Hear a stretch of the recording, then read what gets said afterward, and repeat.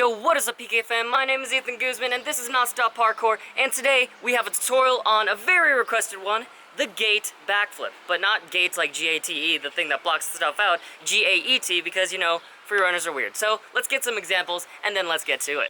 With the rhythm, now I'm leaving the room. Let the mood reawaken like I'm out of the tombs. Each room's keep boom, going out with a boom. For the gold, I be...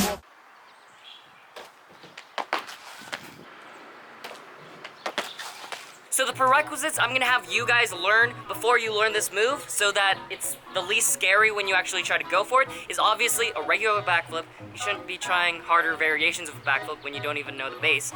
And then a palm flip just to get comfortable with pushing off of an object, being close to other objects when you do a backflip. And then a ginger flip, which is kind of a palm flip variation, not really. It's like a palm flip, except you're on the side of a wall and then you push off with one or two hands. So that looks like this.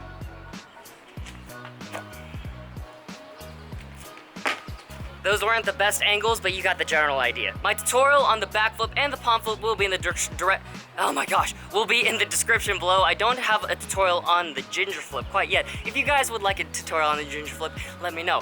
But yeah, learn those moves first and then come back to this tutorial. So guys, if you want to learn this move, this first step, the technique, is very important. So pay attention, like, with as much as possible, because this move is very technical. In order for you to get the proper height and the proper speed of rotation, you need to be able to execute the technique very well. So for this move, you actually don't need too much momentum. Actually, too much momentum just can make the move harder, so you just want to walk or jog into it. So I'd say once you're about 1 or 2 feet away from the place that you want to place your hands on, you're going to honestly jump into the object and place your hands on top of it. You don't want to just completely give in and bend your arms like this, because, you know, it's just not how you do it. You want to keep your arms relatively straight. As always, you don't want to lock out your arms, because if something happens, you don't want to like accidentally hyperextend your elbow the wrong way. So you want them relatively straight and activated. So at this point, your hand is the closest thing to the object, following your chest and then your hips, and then your feet are about below your hips, if not behind your hips. Now, since you're jumping into the object, you're gonna have forward momentum. Now, what you're gonna wanna do is block so that your chest and your arms stay in the same place. So when I mean by block, I mean just pushing against the object with your arms so your chest doesn't keep flying forward. Now, what this does is make sure that your chest stays back while your hips and your legs swing forward like this.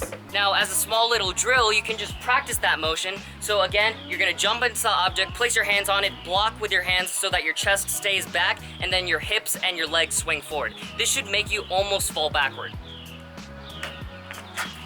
So if you're doing this properly and you're blocking and keeping your chest from traveling forward, you should already feel yourself starting to fall backward, which is like that backflip wanting to happen. If you're doing this incorrectly and you feel like you're just falling forward with your chest forward, you need to block more with your hands. So I'll do an example this way. So this would be good,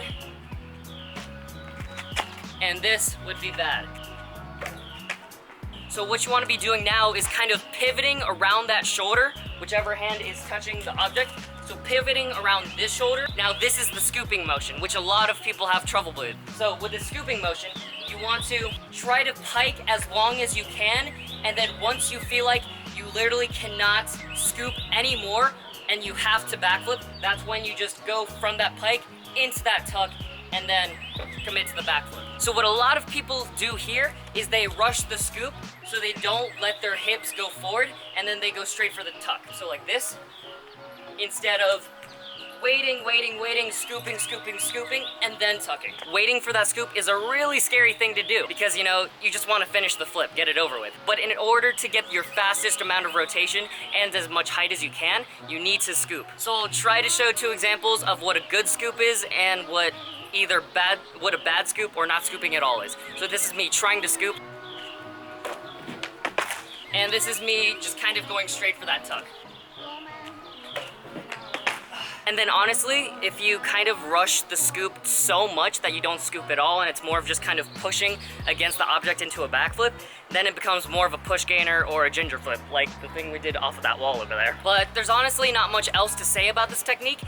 The backflip itself, once you commit to that tuck, is the exact same thing as every other backflip, which is why I always encourage you to learn the first variation, just a regular backflip, before you learn any other variations. Okay, so now that I talked you through the whole technique, now to show a quick slow-mo example, and then we'll get on to part 2, which is common things that people do wrong and how to correct them.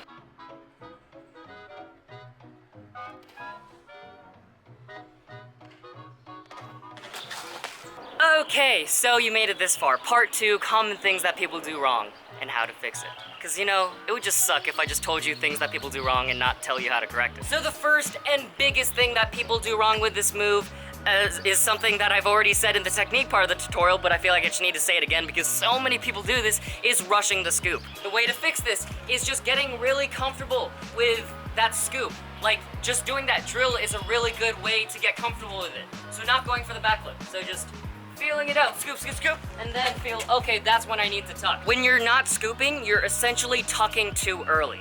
Just like a regular backflip. If you tuck too early, you won't get as fast of a rotation and you won't get as much height. So yeah, get really comfortable with waiting until your hips and your legs are in front of your chest and then go into that backflip.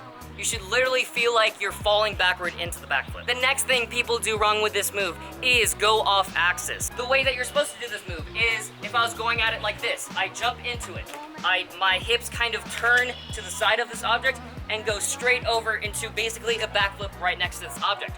What a lot of people do, instead of going over this axis, so backflip this way, what some people do is they rush the flip and then they rush the spotting of their landing, and then they end up flipping along this rotation. And I'll be honest, I did this a lot when I was first learning these, so it's definitely a common problem, and I just felt like I needed to explain it. Now, the reason you're doing this is because, as I said before, you're spotting too early. So this means, as you're tucking, so we're gonna assume you had a perfect scoop, you scoop, scoop, scoop, and then you tuck, instead of just tucking and then looking for your landing straight over. What people do when they're going off axis is they look over one shoulder. Usually, well, always, the shoulder that is above the object. So instead of going like this with my head, going like that, what people do when that happens is they start looking over this shoulder. And obviously, wherever you look is wherever you're probably going to go.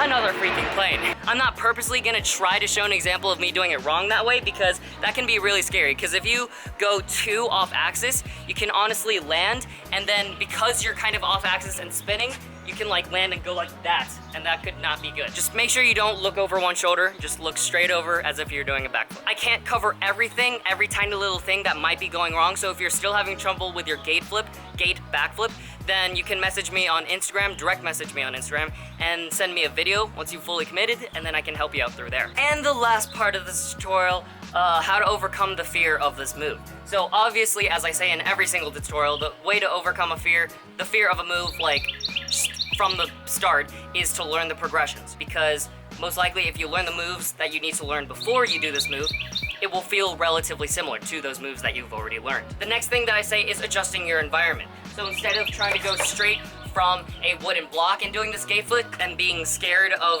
usually hitting your head or hitting some part of your body on the object, because that's what a lot of people are scared of, then go to a gym and get like a soft block that you can try the move off of. And then once you're comfortable with that, put a mat over a really hard object, and then once you get comfortable with that, take the mat off. And lastly is doing drills. So the main drill that I talked about is getting comfortable with that scoop.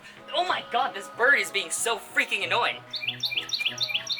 So the first drill is getting comfortable with the scoop by just feeling out the scoop without doing the backflip, so just being, okay, that's when I need to tuck. So just doing that a bunch of times can be really helpful. And then lastly, doing a timer. So if you have like a really thick mat that you can put next to the object, you basically do that scooping motion and then go onto your back. But yeah, that's all of the ways that I can think of to help you overcome the fear of the move. If there's a way that I didn't mention that really helped you, comment below. So to end off the tutorial, let's go over a quick visual overview.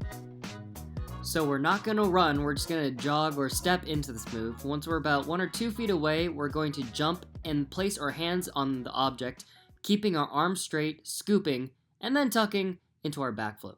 Simple enough. So yeah guys, that is my tutorial on the GAET backflip. If it helped you, please remember to like, share, subscribe, and ring that notification bell button. You should also ring the notification bell button because, you know, I'm going to be spitting out more tutorials and all the other good videos. Anyway, you should also comment below other moves you would like me to do, and I will gladly make those for you. Anyway, I'll see you guys in the next one. Again, I'm Ethan Guzman, your host. This is Nonstop Parkour. I'll see you in the next one.